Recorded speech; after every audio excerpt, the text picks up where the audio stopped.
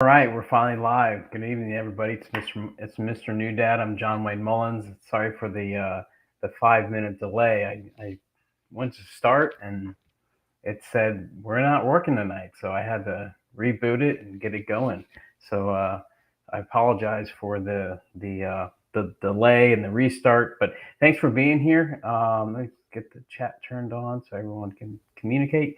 If you're with us, or if you're going to be communicating or have any questions, just feel free to hit that the comment button, and I'll bring you in, and we can answer your conversation, or we can answer your question.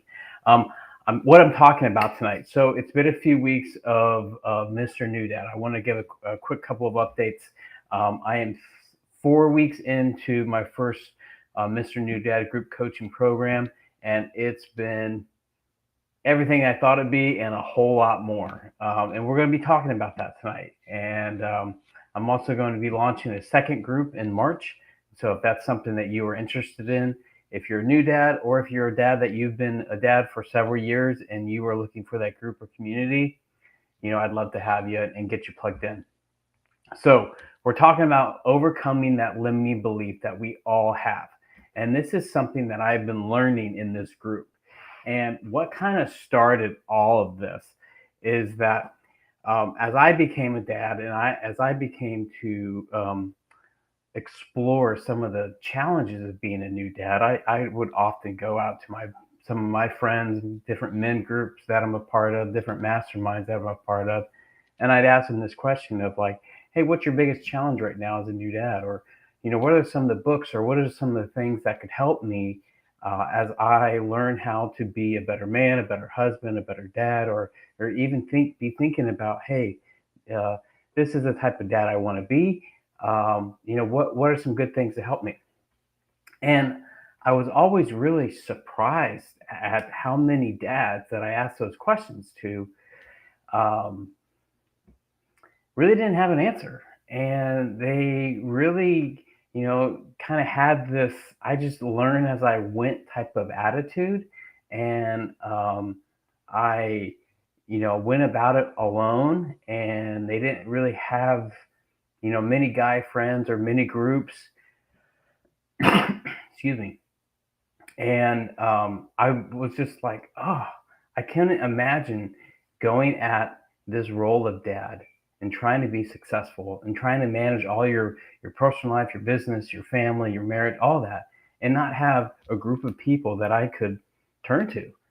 And so that's what kind of launched this whole Mr. New Dad for me personally. Was I know the value of having um, a men's group. I know the value of being surrounded by other dads or other men that you can learn off of or even talk to. And I certainly want that. And I had a belief that there was a need that other dads wanted that. And so that's what kind of created Mr. New Dad and the Mr. New Dad coaching program that I created. And so, um, uh, what kind of, as I've been going through this, and even though we're 4 weeks in right now, I've always, once I heard this analogy that if you want to go far, or if you want to go fast, go alone, but if you want to go far, you go in a group. And I'm seeing that. And some of the things I'm seeing just in these 4 short weeks is that men want to talk about things, that men want to learn off one another. And we do. We have questions, we have challenges, we have stresses. And it is so impactful when you can have that group of other men who either are in the same road as you. They may be a little bit further, they may be a little bit behind. And either you can pour into somebody or someone can pour into you, where you can suddenly talk about that thing, or get some encouragement, or just be a sounding board for other men, other dads. I'm learning that, and I'm realizing, and it's kind of like my proof of concept, that other men need and want that too. And so when I think about, as a dad, we all have different seasons. We all have different, I have an 11-month-old today. I know some dads have, brand new teenagers. One dad had a brand new 18-year-old. He's like, I've never been a new dad before. I've never been a dad to an 18 before. And and it's all new to me. And so, but one of the things that I've been learning through the season that I'm in is what gets you through those hard seasons and how you overcome those big challenges. Whether you're a dad, you're a business owner, you're a business leader, you're trying to improve yourself, you're trying to improve your marriage, or whatever it may be, what gets you through those hard seasons and overcome those challenges is certainly not the I'm going to go about this and try and figure it out myself. It's having that group of people that you can be a part of and learn off of and ask questions, and they can pour into you and vice versa. Because what I'm learning is that there are a few people that are 5, 6, 8, 7, 8 years ahead of me, and they've gone through this path, they've gone through this hill before. And so I'm going to take notes, I'm going to ask questions, and then there's some people that are right behind me or where I can pour into. And the whole point is there's a group of people that you can begin to start to do life with, and you can talk about things with. And in the end, you're going to become a much better husband, a much better dad, because you're learning. And you know, I've never been a big fan or believer that you should try and do these things alone. And if you are a lonely leader at the top, you're doing something wrong. I agree, Dennis. That is wisdom, and that's something that talking to you and talking to men like you who have been pouring into me for the last few years. Those are the things that I have learned. Being a part of groups or being a part of mastermind groups is a heck of a lot easier when you have other people to do it with, because now you're not just looking at it through your mindset, but you can have that mastermind, you can have that group of people that you have this trust with, you have this rapport with. And it's not so hard, and I don't think it should be. So yeah, so that's my plug-in for having being a part of a group, because man, it's fun. But also, like I said, when you're stressed out or when you're trying to think through something, you can bring it to the group, you can bring those challenges, and I guarantee you that someone has walked your path, someone has been through that, or someone may know somebody that you can go and talk to. And so the networking, I haven't really even touched on that, but the networking itself, you know, it's huge. We had one guy that was trying to find somebody in this specific area who needed a realtor, and uh, three people on the group was like, "Hey, I know somebody," and they can make those referrals. And so now he's not trying to make this decision on his own. Again, it's just the whole point and the value of being a part of such a diverse men's group like that is you have a network now. You have a community of people that you can make these decisions with or talk to with, and so forth. But what so that's great. We're talking about being a part of a group. But what I want to talk to that person who's watching this, who is saying, "Yeah, John, that's great, but I don't buy into that, or I'm too scared, or I can't do that." That limiting belief is what I want to talk to you about, because that limiting belief that you hold, that you were saying right now, it's like, "Oh, I can't do that," or "It's too much," or "I don't have the time." One, you have the time.